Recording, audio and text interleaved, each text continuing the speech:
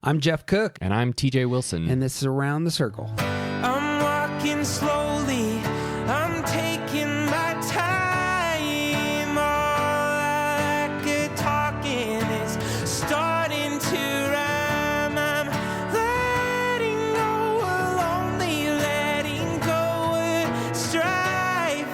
I just can't get enough of this beautiful life. The Enneagram is a map of the human personality. It's a tool for navigating relationships. It creates language for what motivates us and helps us look at the way we look at everything else. Most importantly, the Enneagram's a mirror because sometimes you need help seeing yourself. My name is Jeff Cook. And I'm TJ Wilson. We're picking up here with the afternoon session of our conference on stress and security, and we're going to go around the circle and talk about each type falling into stress. You have a body. You know this. How do you know if your body's healthy? There's all sorts of ways to know, I suppose, if your body's healthy. When you feel like things aren't quite right, you could go through a handful of tasks. You might get online and go to some websites, ask some basic questions, put in your symptoms, put in your family history. Of course, some of you have tried this before, and sometimes it can take you in strange directions. It says that you have cancer. You said, but I think I just scraped my knee. And that's just how the internet functions. Or maybe you get really courageous and you say, I'm going to flip open this huge human anatomy textbook because I'm sure that the answers are in there, and you might browse pictures of guts and organs and spleens, whatever that is. I'm sure spleens are important, aren't they, Dave? I've heard Dr. David in the back. Such pictures, in my experience, I find these things rather gross. Do you find you're comfortable? Say, I don't go to the human anatomy textbook because I get grossed out. Perhaps you could go to a specialist. Your body's not feeling good, go to a specialist, doctor, nutritionist. They are the ones who apparently have specialization, there are patterns in how human physiology works. Notice this. Your body, which you are never separate from, is incredibly complex. And knowing yourself sometimes requires years of training and insight. And though we're always aware of our body, we can find ourselves unable to even begin to understand the problems that we're having, right? How much more so your inner life, and the life of your soul, the life of your heart, you know? What does it look like for your soul to be healthy? What does it look like for you to grow as a human being, not just physically, but internally? This must be as complex, or more complex, perhaps. And where do you even begin on that journey? We can know what it's like to be physically fit and have our inner life still be a mess, right? Like your whole body can feel just great. Everything's cruising, and you can feel emotionally miserable. Why is this? You may experience, as I do, like conflicts in relationship here and there, and they do something to you, right? You're just not feeling comfortable in your own skin. Or as we've talked about a handful of times, why is it that anxiety seems to have so much power in my life? And you try over and again and nothing works. And that's where we're going to try and hit some of these sort of topics here this afternoon. The ancient poet asks, why are you downcast, O my soul? Why so distressed within me? One of my favorite quotes on this front is from C.S. Lewis, who says, you don't have a soul. You are a soul. You have a body. But even here, the poet, and we know how this feels, can apparently look at their own soul. And you know what that feels like, right? It's as though I can actually observe and connect with all these parts of myself and ask hard questions about them and understand myself from outside. And that's essentially what we're doing when we use Enneagram as a diagnostic tool. It's like just like a doctor might look at your physiology. Like the Enneagram is one of those tools, one of those ways of just coming to the inner life and saying, okay, what's going on here? Let's pull it apart. Let's break it open. Here are patterns. People that look a whole lot like you, share your motive, share your type. This is what they've experienced and where they've gone, where they've struggled and how they've overcome. And all of that can be incredibly helpful. I've heard from others who are pilots, who are airplane pilots, that one of the ways of doing navigation today is perhaps like a pilot might be flying over somewhere, they're flying over Kansas, and suddenly the plane starts to shake. And what they do is they're experiencing turbulence, and they navigate, but what they end up doing is radio it back to everybody else who is flying that same path and say, hey, when you approach this point in time, this is where the turbulence starts.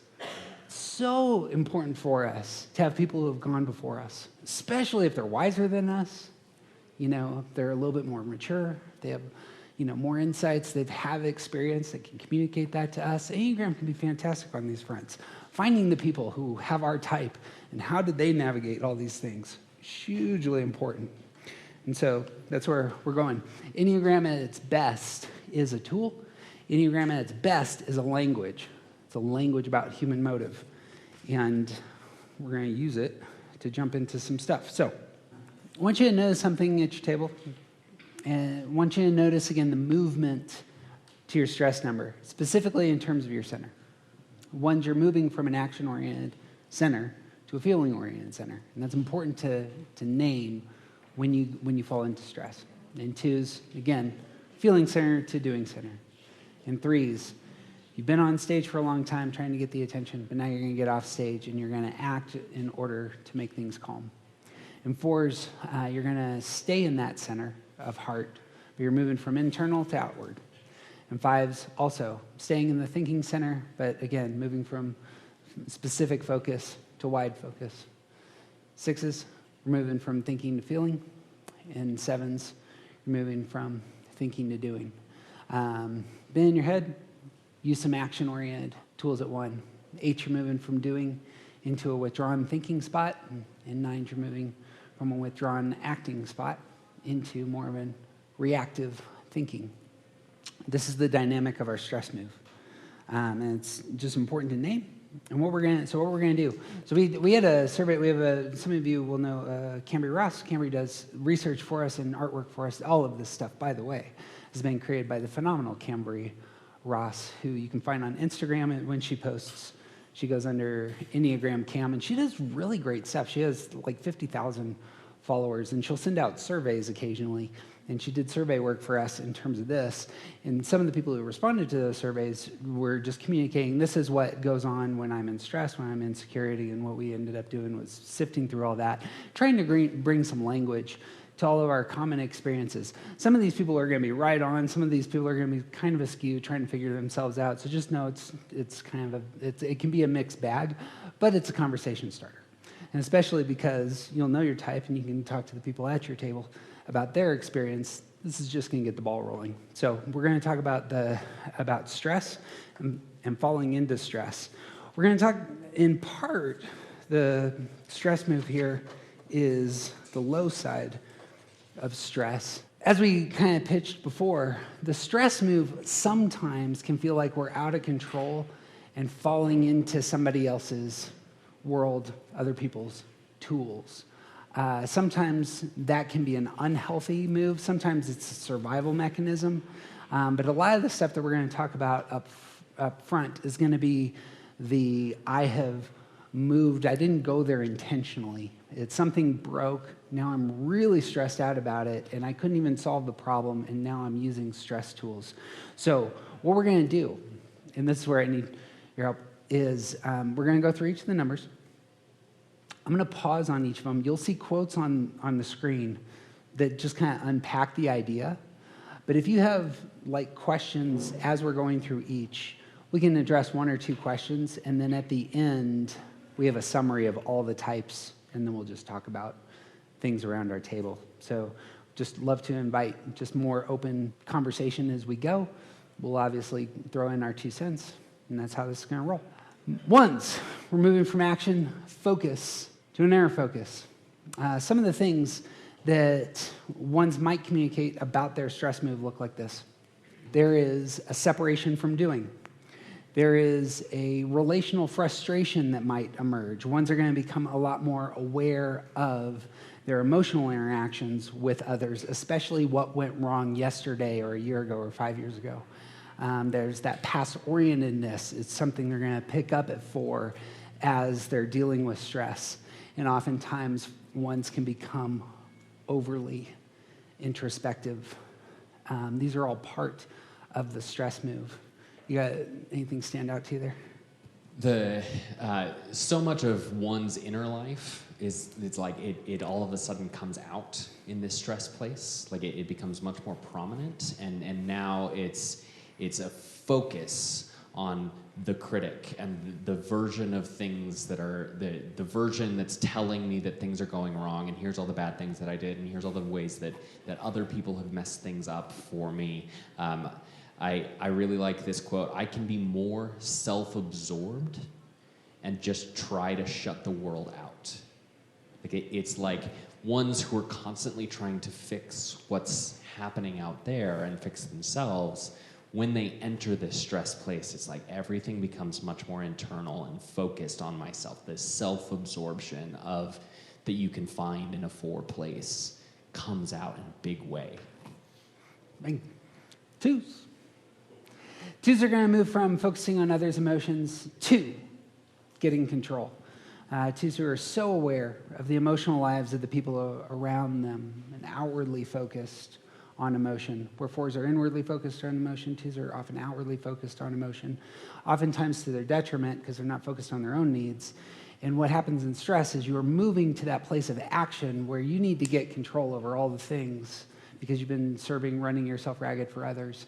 That might look like aggression. That might look like creating personal boundaries. That might look like getting a lot of control and insisting on control right now. And that may result in your feelings all getting funneled into a space of anger. Other quotes are like they become more confrontational, more dominating and arrogant. Like this is the space where a 2, which is naturally more giving and caring and like solving other people's needs before they know that they need those things solved. Now we're gonna do it my way, and I don't give a what you think. A lot of 2s can definitely relate to, like, this is the space where they get called the B word. Right? You were so nice before. Yeah. When that stress place comes out, they bring on the confrontational nature, the out there-ness, the aggression of the 8. And it's like, that. This is where the bear lives. Thoughts, questions, anything we're saying about 2 stress move? Do it, Heather. Sure, everyone here agrees, but like if I ever get really stressed and I do that, I'll become a little less stressed about it, and then I will feel horrible. Yeah. I'm like, oh my God, I'm so sorry. Like even if it was like super justified in my mind, I will feel just cripplingly bad, and I'll apologize. I'm so sorry I said that, or like whatever I did. Even if I just had like a slight change in tone, I mean, you feel so bad when you're out of stress because you don't want to do that because you care about their feelings so much. It will be you'll notice part of the stress move is, again, cutting off your center. So I no longer care about your feelings, and then that's the stress move in part. Or I can overrun your feelings, or I can push past your feelings. I can act in spite of your feelings aggressively, and that's all 8. There's some 8 tools right there, which can be helpful at times. Go ahead, sir. Yeah, I think it's really hard for people to resolve those 2 that Dr. Shepherd kind of scenario. Yeah. I had an attorney, and I'm very gracious at opposing counsel. I'm very nice and sweet. And if they don't shake my hand or they do something, I turn. Yeah. And it goes badly for them. Because I feel like I'm giving of myself. I'm doing all There it this. is. Why aren't you reciprocating? And it's over after that. I get it. And I'm a little bit embarrassed by some of the things I've said and done. But when you were talking about I think you were talking about survival. It really is survival because otherwise that rejection would just be too much for me to handle. Yep. So. There it is. Another great point to survival, like it's really easy for the rest of us to trample on 2s. It's really easy for us to take advantage and to trample on 2s. And we know that it's gone badly, that we've gone too far when the 8 comes out. And that's not necessarily because they're now a jerk. It's because we have pushed them too far. And this is the way that they survive. Well said. Threes. Threes are moving from that grinding ambition out in front on the stage to something like a retreat to physical rest. Some descriptions of threes in stress might be that you have hit a wall and you have to stop. There is the withdrawal that comes at 3. There is what we might call the sloth at 3 of I don't care anymore about things that were important. I'm simply going to go into hibernation. And there is very much the conflict avoidance, the desire to repair all the relational fragmentation that might be taking place. 3s in stress might just want everybody to be okay and everything to be calm again. One of the most telling examples of this that made this click into place for me, a friend of mine who was a 3 was in a position of leadership, and he reached a point where he felt like he could not be successful in that position any longer. And instead of saying, I can't do this, what he did was he stopped attending the meetings. He stopped being part of the organization that he was actively currently a leader in. And basically he just withdrew. And then later some other things happened that really showcased what that was. But his reaction to the stress of not being able to be successful, not being able to do the work to help this organization be successful, he just left. And without actively leaving, which is a great 9 thing. We'll step back and disappear without anyone really noticing we've left. And this is the way that 3s do when they enter into that stress place. They just withdraw. Anything we're saying on the 3s? A question. I don't know if this is a pattern or just a coincidence, but you guys were helping us clarify that the withdraw or the repress center using the words unproductive. And it's really interesting that in the first one, hitting the wall, it says unable to do anything productive. So a 3 who's used to being able to do thinking and doing well moves to a 9 who has a repressed doing center. So is that that's not a coincidence? That's No. Specifically. It's worth footnoting that, when you move into your stress number, the stance is going to be all over that, which would include exactly what you're saying. The unproductive elements of your stress number stance are there. That was a mouthful. I also want to invite, I know we're a little far into this for this invitation, but if we ever say anything that you do not believe is correct from your own experience, please tell us. We need to learn that. So if we ever say anything wrong, and if we need to correct anything from the 1s, 2s, and 3s, please let us know. That's okay. 4s. It's again the case. There's an inward focus on your emotional life and your heart that characterizes 4s. And in stress, it's more of an earning the love and attention from others that move from 4 to 2. So you're staying in the heart. It's going outward. This can get characterized, there it is, mental spinning. So the unproductive thinking that 2s experience, now 4s are experiencing it. The needing and understanding that one needs love is coming forth in stress. The things that 2s struggle with in terms of shame and in terms of pride can get amplified in those spaces, and the unhealthy focus on other people's needs. That is, now there's energy from the 4 of seeking to serve in order to get. And so I liked this idea of a savior complex can come up when I'm unhealthy. Thoughts?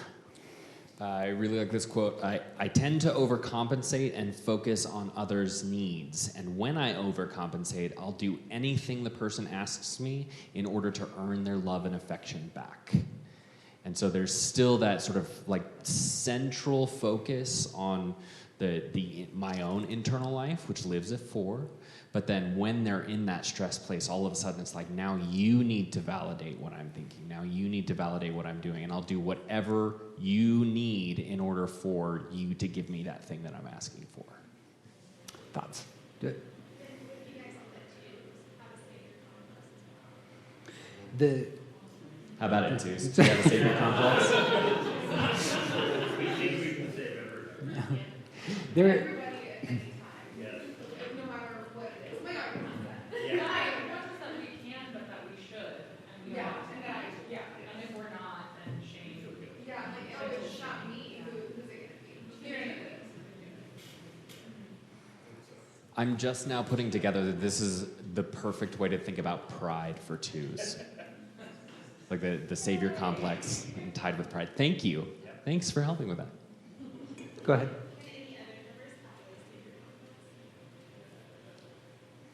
Yeah, I think there's a lot of personality is not just the Enneagram. It's also how we were raised, the cultural experiences we had. Gender plays a role in a lot of our personalities, and I think that there's a lot of these things. Savior complex, I think, can definitely exist in most types. Twos are prone to it. Yeah. 8s in unhealthy security will go to 2 and can develop that as well. But I do like that understanding 2s, and this is just a way 2s navigate of the I'm giving in order to get is simply there is a transactional element that may never get spoken, but is an assumption that this is how we do things. So, do it. I was going to add that I feel like there's something really insidious about this move for fours because like with the twos, you guys go to 8 and then you come back to 2. Like everybody wants. But with the fours, what I've noticed is I actually get a lot of really positive Yeah. feedback from people in my life when I'm in stress. For me, like when I'm craving to be really authentic, it's super painful when people imply it's like, maybe I kind of like this version of you. Right? Yeah. No, that's a great point. I'm so glad that the room is acknowledging that, like, the collective, like, this is a great, like, this, there's things about this for every type, but this is a really great example of how we, all the rest of us who are not that type, do not understand that sometimes we're feeding bad behavior. Yep. We can point to this with 7s really easy. With 7s start to become more healthy, a lot of people in their lives are like, you're boring now. Don't come to my party. I don't want to see you anymore because you're not fun anymore. And that's an unhealthy way for us to treat 7s. With the 4s in our lives, when they are being overly generous to us, when they are being overly helpful, when this part of them comes out, it is not something to celebrate. We need to help them get back to center because they are in stress in that place. And it's like when we see these kinds of behaviors that are not normal come out, it indicates a movement for each type. So, To piggyback on that, we'll talk about the high side of stress, and that's another thing to encourage. But go ahead.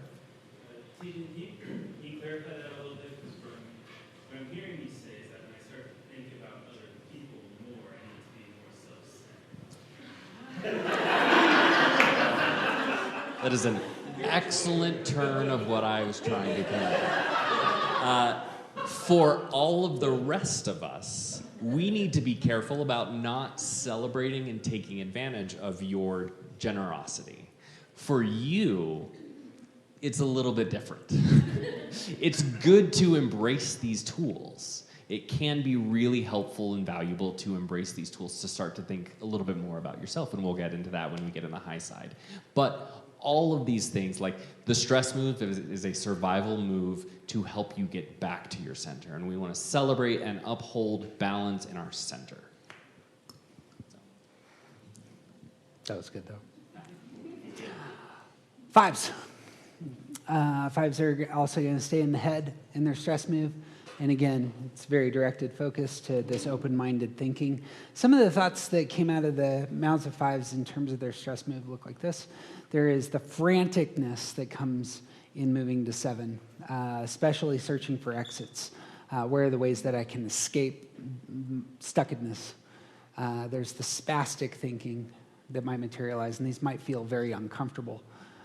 There's the fear of missing out, and Pain avoidance, well, that's why I suppose 5 could speak more to that in terms of, yeah, I mean, that would characterize heavens, wouldn't it? Never mind. Go ahead. What do you think about that? I also really like, I get aggressive, but this inevitably leads to my feeling exhausted. This is a good place for another spot for us to remember that when 5s are picking up 7 behavior, it's not necessarily something to be celebrated because it is draining them. It is taking a lot out of them because that move, that aggression, the constantly like seeking out other things, the bigness of themselves at 7 is exhausting to them. It drains their tank so much faster than just being normal. And their tank is limited in the first place. So if we celebrate this, we might be pulling too much out of them. Just to piggyback, the binge eating, binge drinking, binge watching television, it strikes me as worth naming in terms of unhealthy habits. That might be just a sign. So, thoughts on 5s? That works for you. 6s. So again, moving from thinking to feeling, there's thinking about the group, and thinking about what might get the group, to an elevation of my personal value, which 3s will naturally do in terms of elevating themselves in an assertive way. 6s will elevate themselves, but that can come across in unhealthy ways. Elevated action, the tasks can be, again, aimed at recognition, and I need you all to look at me sort of imagery. There's a heightened focus on self-image, and decisions elicit relational anxiety. That last one's worth talking about in terms of the shift from the head to the heart for a 6, because it seems like 6s are quite relational, but this is a different kind of thing going on, yeah?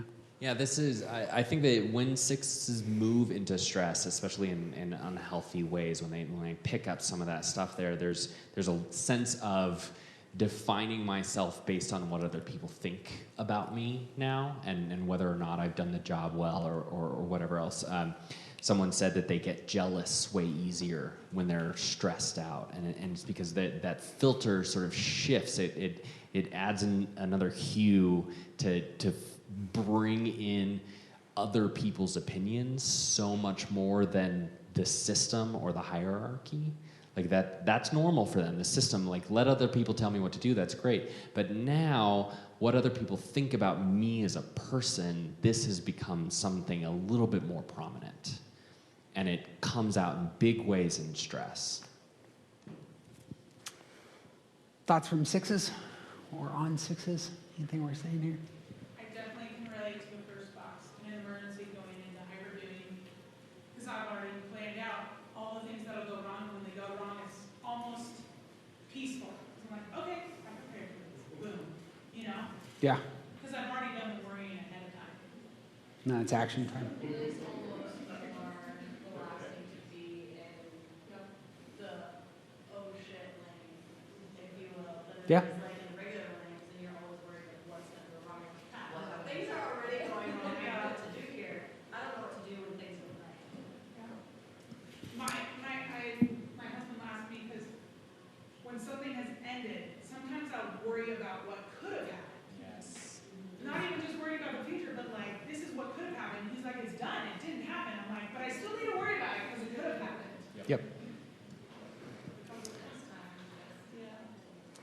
The beginning of that first quote is, when it has to do with my child, i.e. she's sick and I don't know how to help, then yes, self-doubt and anxiety bubble up, and I'm not a pediatrician, so how could I know what's best?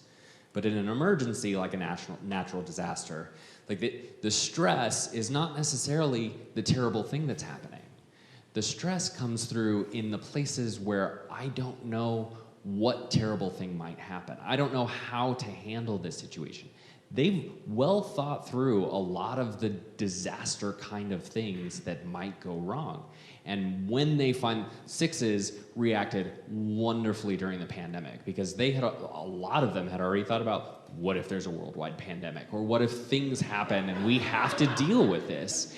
And a lot of 6s thrived when all of the rest of us had no idea what to do. But in those somewhat normal places, in those spaces where my kid is sick and I'm not a pediatrician, that's the place where the stress comes in. And now, what does the pediatrician think? What does the pediatrician think about me as a parent? Like, they're gonna think I'm a terrible parent because I don't know how to solve this problem. It's like, well, it's not a thing that you solve. You go to the doctor and give them some but this is how sixes think and process and stress. Is there a difference in this move for phobic or counterphobic? Say that again. Is there a difference in how this move looks for counterphobic versus phobic sixes?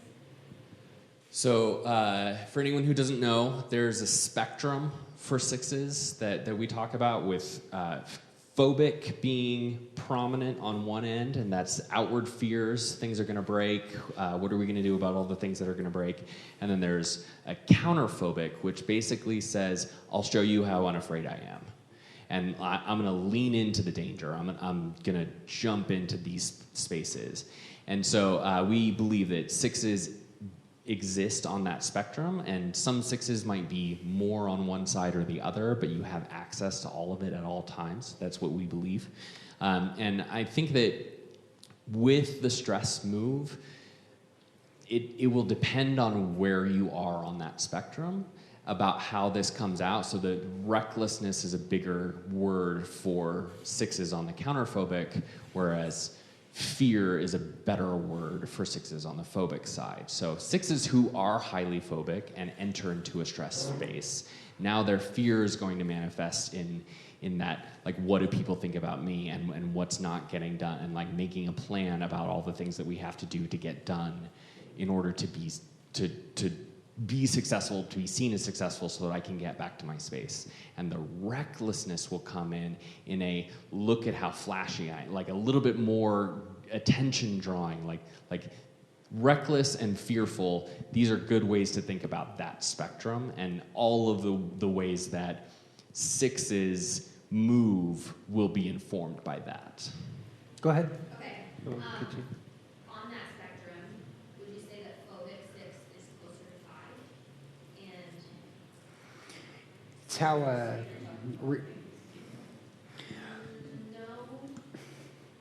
you might, the way that I tend to think about this, and Six Table can correct me, the problem is self-doubt. And what do you do with self-doubt? On one option would be cowardice, and another would be recklessness. The reckless person the recklessness is materializing because of self-doubt. I'm going to just run into this situation, but I haven't trusted myself, and that would be the distinction. But the root, which is important, is the self-doubt. I don't know if that is I hitting. think that nailed it, Sure. because if you're in stress, it's reckless because I need to be a 3 now and prove to them that I'm not Yeah. phobic, even though I know internally I'm phobic. Or Uh-huh. I'm fearful. I need Sure, to sure. prove to you that I'm not fearful, Yeah, even yeah. though I know I'm fearful. That's how you're relating to anxiety. Yeah. Is that what you're asking? She asked me before she asked her, and I said, well, she asked her. I heard the question as, like, obviously there are wings, and so, the way that the number's colored by, closer when we hit both. But just looking at the sixes that we know and seeing some that show up as like a 6 dominant 5 wing, you have both. But then we've noticed, and it could just be the sample size is too small. Sure. Then seeing sixes that kind of more resonate with the 5 space tend to show up as more phobic. I see what you're And saying. the ones that have more of a 7 wing Sure. tend to show up as more counterphobic. And wondered if that was any correlation or just our own sample size being too small. My answer is the exact same, and I didn't say it because my sample size is too small. Right. Yeah. Yeah. Just a curiosity. It seems to me like sixes who have a stronger 5 wing than a 7 wing lean more phobic, and vice versa. But I don't know enough sixes to know if that's true. And I also think that it's a spectrum that you're not stable. You're not stuck in that place. I think, like, my partner is a 6, and she is counterphobic, a little bit more counterphobic with her family, but she's a lot more phobic at home. And so circumstances are a big player. I feel like on the scale, I tend, like, if the problem is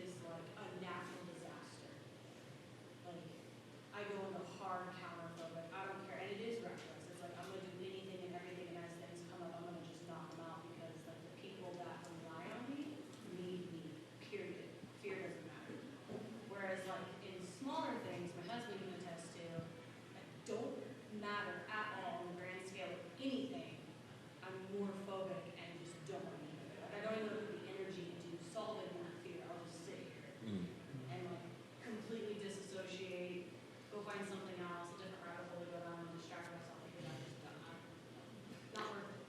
It's perfect. Two things, and we're going to move on to sevens. One, when TJ says instincts make everything messy, this is, you can feel it here. Notice how just complicated all of it ends up becoming. It can be worth, in all of these things, kind of to focus in on the elements of the specific person can be real helpful and elicit from them. The Enneagram's a tool for your own inner life, and sticking there can be real valuable. Sevens.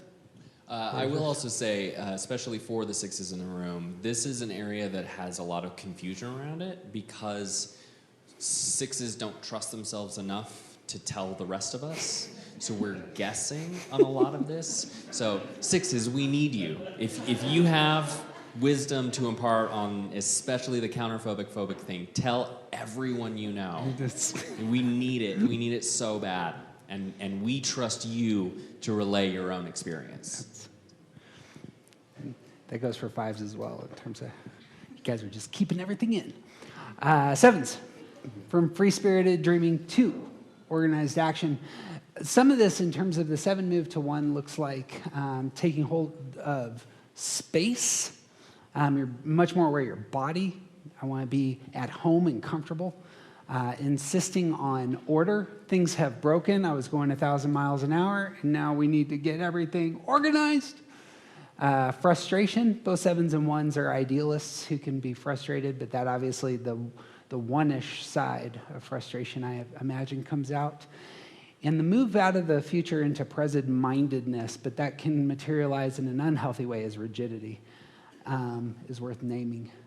Thoughts on I'm sorry, I should have turned that to you. There's a natural expansiveness with 7s, and when they move into this stressed place, like it gets a little bit more black and white. There's a right way and a wrong way to do things, and can often become a little bit more judgmental because you're doing it the wrong way.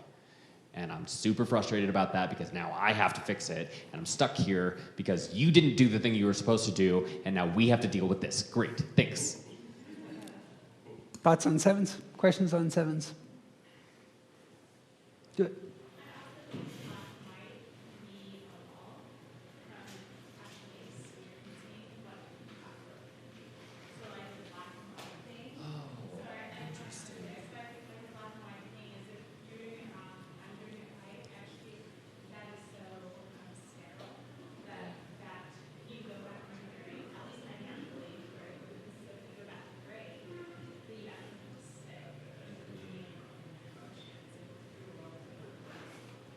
Yeah.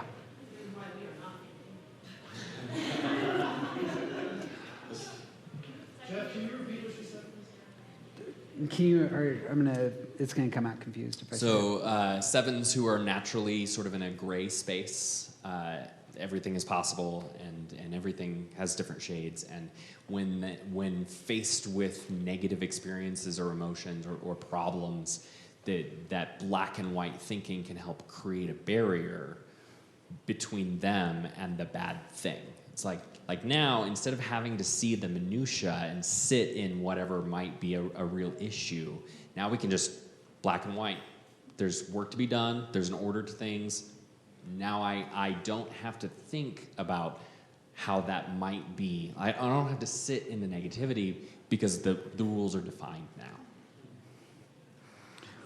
Well, I think that's well said. It's also the case, black and white thinking, and this goes for one's self-defensive one that I am, black and white thinking is a tool. And it can be used for great good. It also can be used for terrible things, and it's worth naming. Okay, yeah.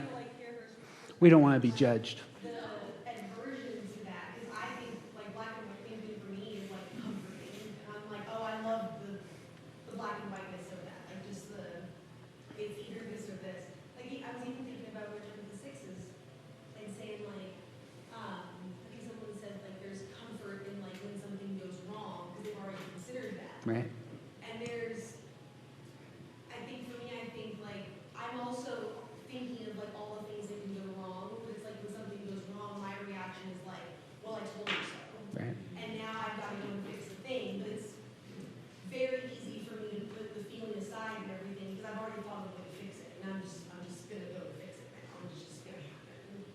Yep. So it's just interesting to hear that it's like the same, but just from a different, I would never consider to think of it that way. Well, good. Also, like the black, like you guys have been, but like the black and white, it also closes things down.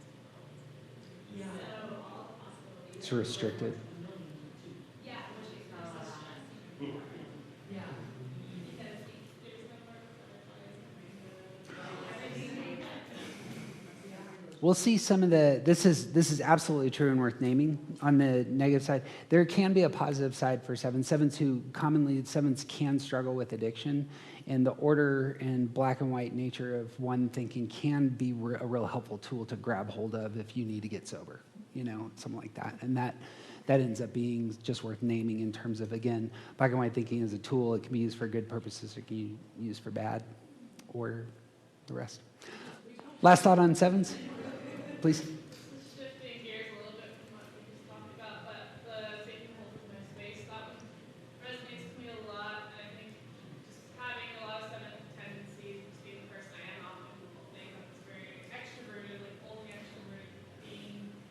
But I almost feel like I'm like 50% like let's go on an adventure, 50% that quote right there, like Yeah. I love coming home and just laying down, resting, taking like going to bed early, and that helps a lot. And so I feel like often, although it can feel a bit isolating, like if I had a lot of the adventure, I thrive being in that space. It's good. I know a lot of sevens who, I don't know why this is the case, I know a handful of sevens that surf. They go to the same beach, but it's a physical engagement, and we'll talk about high side in a minute, obviously, but that physical engagement of a space that is theirs is kind of what came to my mind as you were talking about that. Anyway, eights. Again, moving from doing the thinking. This is a step of withdrawal. It's a retreating for understanding. And from what I've heard, and eights can speak more of this can be very fast for some eights. I'm going to retreat into my head. I'm going to figure this out. I'm going to move back into action. And for some eights, it actually is they stay there for a while. Some of the things worth saying here, that's everything's aggressive. So the stepping back hard move, becoming more critical. The living in your head can be there, especially when it comes to here's what might get me and causes me anxiety. And sometimes eights won't want to confess that side of where they feel vulnerable or where they feel afraid. But that will truly materialize in the 5 space. And again, anxiety increases. This is one of the places where eights take their ball and go home.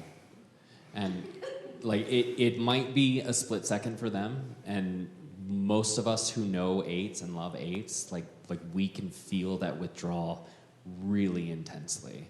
And it may not be as noticeable to them as it is to us. But like that stepping back and like that withdrawal of power is so fascinating to watch. And for them, again, it's about survival. It's like my power is not winning the day anymore, and I'm going to take it away. I'm going to step back. I'm going to process and figure out what I actually feel about this, or what needs or give the other person space. That stepping back, that removal of their power can often be really intense for the rest of us. Yeah. Yeah, so being an 8, I see myself especially in arguments. So I'll be my 8 self, very aggressive and angry, right? In other words, aggressive, trying to state my opinion. If I'm not being heard, I take a step back, really big step back. But if I continue being engaged, in an argument, I become critical, and then I feel like I switch back to that 8 very fast, where I'm ready to start talking again and trying to get you to understand what I'm saying. So for me personally, that's what happens very fast, where I can withdraw and come right back and start my whole bit again. So that's It's a good comment. Yeah, Anything eights else are on eights? very quick thinkers, and that move to 5 can be very quick for them. Yeah, I was saying the same thing to Jeff earlier. I don't spend a lot of time there. It is long enough for me to wrap my head around either a different perspective or a different way of presenting my thought, whatever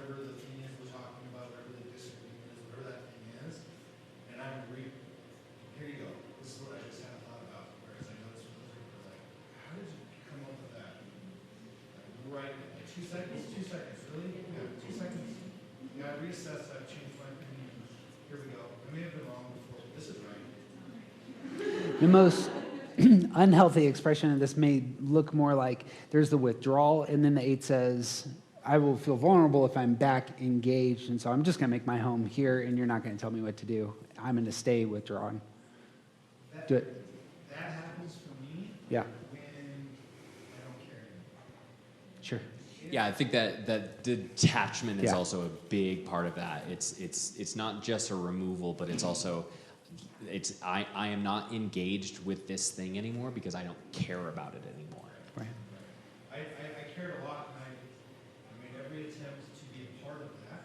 Yeah, And now, because none of what I'm offering is being received at all, I'm going to take everything that I have to offer. yeah. I'm going over here, fine. You'll notice this with the 4, 5, 9 also, the just all drawing. There's something about purpose and meaning.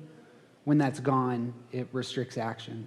And those kind of go together. And And I think that the part that I noticed that's most toxic for me is when 9 tenths out of what I'm offering is really good for everything. yeah, And then there's the one thing, like I know that I'm not in a healthy place when I'm like, I'm willing to take my marbles and leave off of this like one smaller thing that I don't agree with. And that's when I know that I'm like, oh, you know, I should probably focus on my mental health Mm. than ignoring it. Because like I really could do some good work here, but you guys don't agree with something, so I'm really quick to pull the trigger on. See you later. That's it. Real quick, because we're going to run out of time here in a second, but Jess, did you have a thought? Yeah, my dad is an 8, and my dad is, like, he's very healthy, and he leans to 9, which is an interesting combination. But his worry, like, you made the comment win the day, and my dad never loses the day. My dad wins the day every day.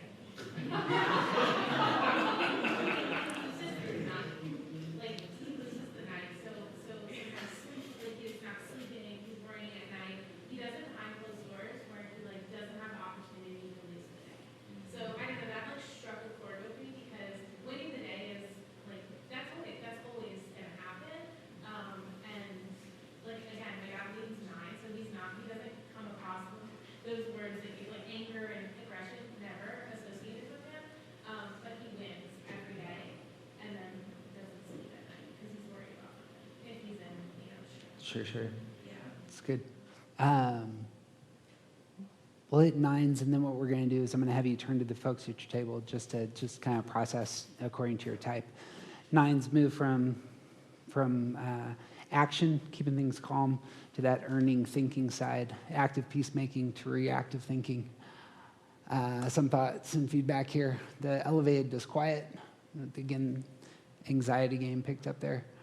What if thinking, reacting to others. Again, there's the movement and stance from withdrawal to reaction, and some of the mental unclarity that can characterize 6s can come into the rhythms of a 9.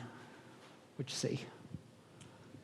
Overthinking the what ifs of a situation, trying to decide on how to proceed, then leads to being overwhelmed with too many things in my brain.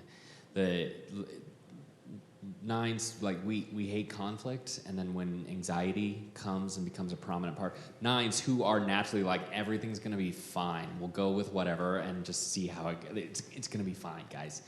In that 6 stress place, everything is breaking, and I cannot figure out a way out of this. Right. And now, like, I literally lost over 2 hours of sleep last night worrying about a problem that didn't exist. Like, I could not remember what we were supposed to do for lunch today, and I was certain that it was my responsibility to have planned lunch, and it was too late to text Jeff. He was definitely asleep. But I couldn't remember ever having a conversation about it, and I'm just spinning and spinning about, did we have a conversation about it? I can't remember. Am I supposed to be? What are we going to do if there's no lunch? It's like, we're surrounded by restaurants. It's going to be fine. But I couldn't think my way out of it. It just stuck in this unproductive thinking. And like, it's just pure anxiety. because we're working so hard all the time to keep the peace that when that stress comes in, it's like everything is breaking and I'm going to think way too hard about all of the things that could go wrong here. I should have mentioned this a while back, but just to put a special footnote on for all the types, this is a great example of moving from your coping style to your stress number. So 9s are going to be positive outlook. Everything's going to be fine, everything's going to be fine, everything's going to be fine, and then it snaps. And then they're terrified, right? And the move there from coping style to stress can feel like that because, again, you're chopping off your motive or your primary center and moving there. And so all the types have that, as we kind of said. It may feel abrupt, the movement from I'm problem solving to now I'm in stress, and the stress number is kind of catching me. Final thoughts on 9s.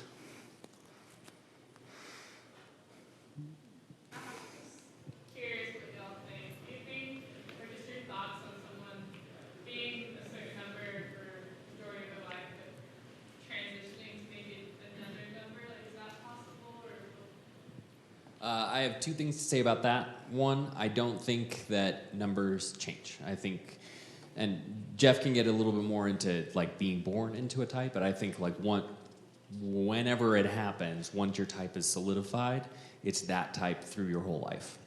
And we change and grow and pick up different personality things and adapt to our surroundings, but our type, our primary motivation never changes.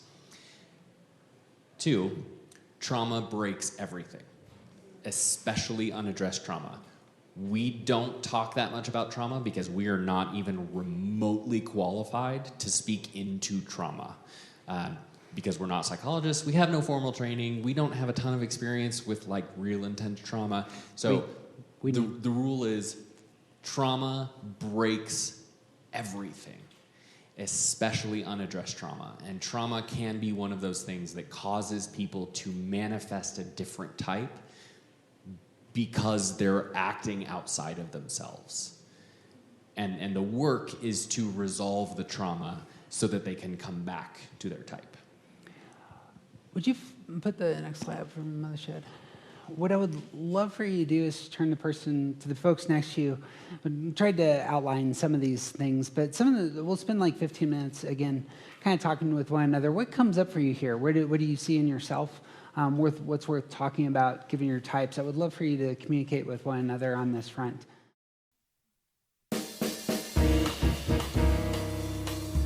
We'll pause here, and next time we'll be talking about the high side of stress, the good and useful tools that are available at our stress type when we're healthy. Hey, as always, we would be incredibly grateful if you would give us some stars on Spotify and iTunes. This helps other people find our material. And secondly, if this material has meant a lot to you, there are ways to share it with those you care about. Some people know about Enneagram, and you could simply share this conference or this podcast with them. But for some of us, we have friends who are just getting into Enneagram or know nothing about it. TJ and I have created a podcast platform for just those people. It's called Start Here. If you look it up on iTunes, it is green and white. If you look it up on Spotify, it's also green and white. You can share it from both those podcast platforms. In fact, it's on all the platforms to my knowledge. This is specially designed for people to jump in, to take our type of test, which is a narrative test, which is the only type of test that we really affirm. And it gets people into finding their type, exploring their type, getting the basics for their type, and showing them how to use Enneagram.